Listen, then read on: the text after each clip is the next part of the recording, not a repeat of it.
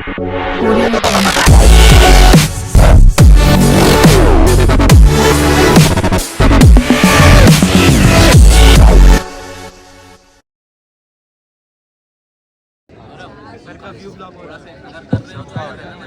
पार्वती कैलाश में गणेश जी की आकृति बनाते हुए।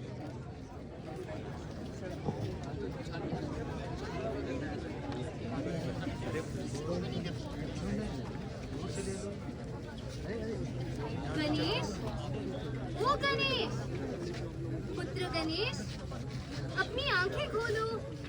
तुम्हारी माँ तुम्हें देखने के लिए उत्सुक है। गणेश, गणेश, महादेव, महादेव, महादेव, महादेव। गौरी, गौरी, गौरी, नारायण नारायण। गौरी की इस दशा का क्या कारण है नारद मुनि? नारायण नारायण। जब एक पुत्र अपनी माता की पुकार ना सुने तो माता की यही दशा होगी ना प्रभु। इसका कारण क्या है? पृथ्वी लोक में रहने वाले मनुष्यों के कारण ही माता की ये दशा हुई है। नारायण नारायण। पृथ्वी वासियों को अपनी गलतियों का परिणाम भुगतना पड़ेगा। नारायण नारायण। प्रभु अपने क्रोध को शांत कीजिए प्रभु। नहीं नारद, मनुष्यों के पापों का घड़ा भर चुका है। अब इस संसार का विनाश निकट है।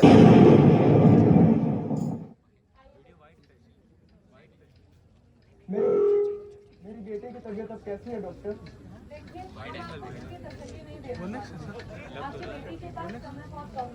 पर वो ठीक तो हो जाएगी ना?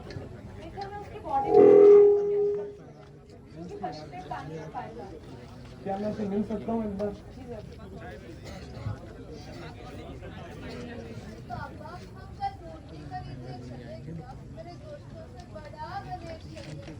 हाँ बेटा बिल्कुल, हम सबसे बड़े गणेश मरेंगे। पर अभी तो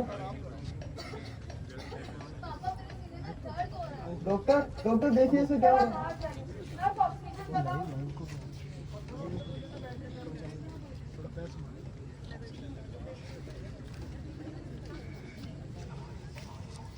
इसकी तबीयत अब कैसी है डॉक्टर?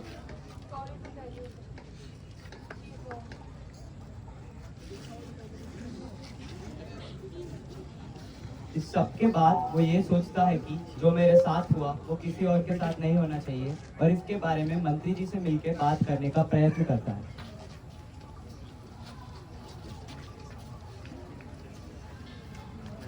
नमस्कार दर्शकों, आज हमारे साथ माननीय मंत्री जी मौजूद हैं। तो बताइए मंत्री जी, आपके अपोजिशन पार्टी द्वारा लगाए गए आरोपों के बारे में आपका क्या विचार है? देखिए, अपोजिशन पार्टी लगाए गए सारे आरोप सरासर झूठ है। हमारी पार्टी ने अपने सारे काम पूरी ईमानदारी और पूर्ण निष्ठा से किए हैं। देखिए, अपोजिशन का ये कहना है कि आपकी सरकार की लापरवाही की वजह से जिन मासूमों की जान गई है, आपकी सरकार उस बारे में क्या करने वाली है? देखिए, हॉस्पिटल की कार्रवाई के खिलाफ हमने डॉक्टर महेश भट्ट जी की टीम को चुना है। वो जल्द से जल्द इसका इलाज निकालेंगे। महेश भट्ट जी ने प्रोडक्शन का काम छोड़ के आपकी कमेटी कब ज्वाइन कर दी सर? ये आप कैसी बेतुकी बातें कर रही हैं? बेतुकी बातें कहा मंत्री जी, ये तो केवल सवाल जवाब का सिलसिला चल रहा है। इन सब फालतू बातों के लिए मेरे पास समय नहीं है। मुझे किसी से मिलने का मन नहीं है। सर मेरे को आपके पीओ की छुट्टी के बारे में बात करनी है सर। जो भी आज हुआ सबके बारे में सोच कर मंत्री जी बहुत परेशान हो जाते हैं और सोचते सोचते ही वो सो जाते हैं और ये सपना देखते हैं कि ओम नमः शिवाय, ओम नमः शिवाय, ओम नमः शिवाय, ओम नमः शिवाय। ये सब क्या हो रहा है? ये तुम लोग क्या कर रहे हो? सृष्टि का विनाश। सृष्टि का विनाश? ये क्या फालतू बातें कर रहे हो? मूर्ख मानव, मुझे ये सब मजाक लग रहा है।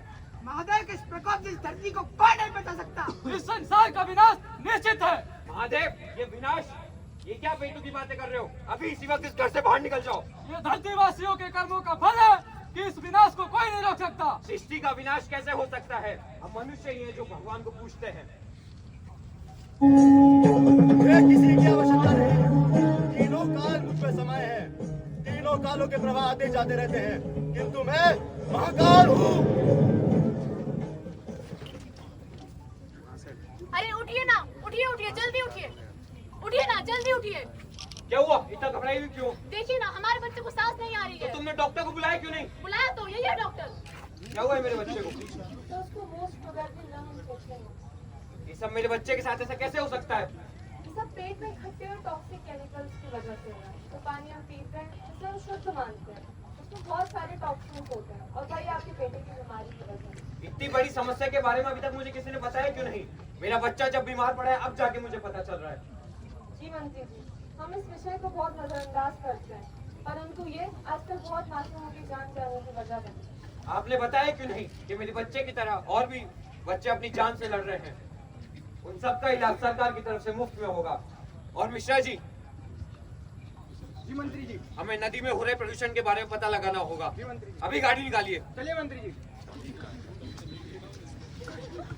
इसके बाद मंत्री जी और पीए इस समस्या का कारण ढूंढने के लिए नदी किनारे जाते हैं।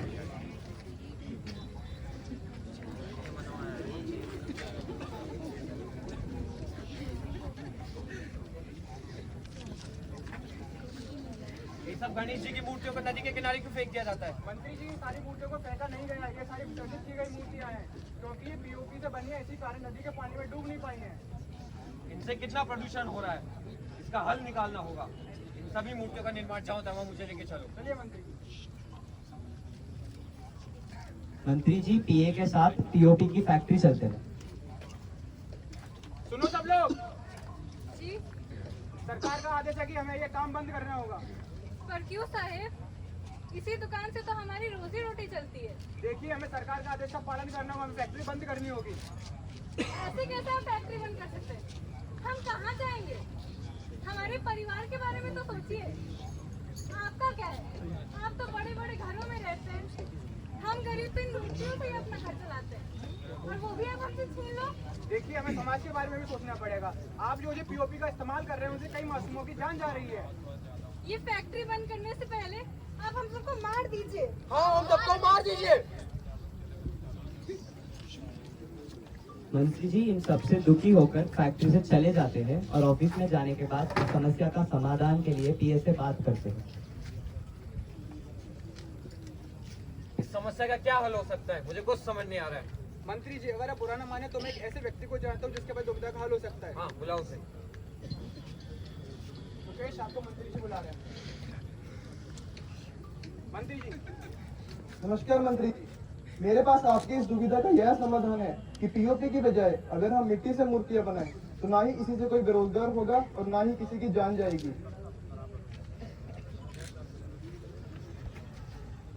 मैं तुम्हारे विचारों से सहमत हूँ। हमें तुम्हारी जरूरत है। अगर तुम यही बात उन मजदूरों को बताओगे तो वो हमसे बेहतर समझेंगे। जी मंत्री जी। चलता हूँ। अब वो आदमी पीए के साथ फैक्ट्री जाते हैं। सुनिए, जी, मैं आप सबसे ये कहना चाहता हूँ कि जो काम आप मिट्टी से कर रहे हैं, जो काम आप पीओपी से कर रहे हैं, वही काम आप मिट्टी से भी कर सकते हैं। ये हमारे देश के लाखों हजारों लोगों की जिंदगी का सवाल है। पर मिट्टी की मूर्ति बनाना काफी मुश्किल है और महंगी होने के कारण हमारा भारी नुकसान हो जाएगा। देखिए, आप नुकसान की चिंता मत कीजिए, आपका जो भी नुकसान होगा उसकी भरपाई हमारी सरकार करेगी। और रही बात मिट्टी से मूर्तियां बनाने की, तो उसके लिए हमारी सरकार आपको सब्सिडी देगी। देखिए, पीओपी के कारण मैं पहले ही अपनी इकलौती बेटी खो चुका हूँ। मैं नहीं चाहता कि आप सभी लोग इस दौर से गुजरे। तो क्या आप हमारे साथ हैं? अगर सरकार हमारी मदद करने के लिए तैयार है तो हम भी आने वाली पीढ़ी के लिए ये कदम उठाने के लिए तैयार हैं। हम तैयार हैं। शुक्रिया। अभी तक आप लोगों ने देखा कि मुकेश मंत्री जी को समझाने में सक्षम हो जाते हैं और मजदूरों को भी मिट्टी से बनी मूर्तियों का महत्व समझाता है, जिसके वजह से गणेश जी की प्रतिमाएं पूर्ण तरीके से विसर्जित हो जाते हैं, जिसकी वजह से गणपति बप्पा कैलाश की ओर पूर्णतः प्रस्थान करते हैं। उठो गौरी, देखो हमारा पुत्र गणेश लौट आया है। पुत्र गणेश,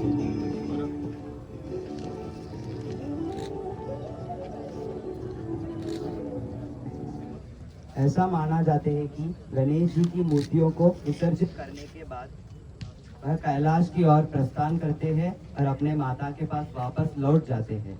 इसीलिए हमें गणपति बप्पा की इस पावन पर्व को पूर्ण शुद्धता और पारंपरिक रीति रिवाजों से मनाना चाहिए। गणपति बप्पा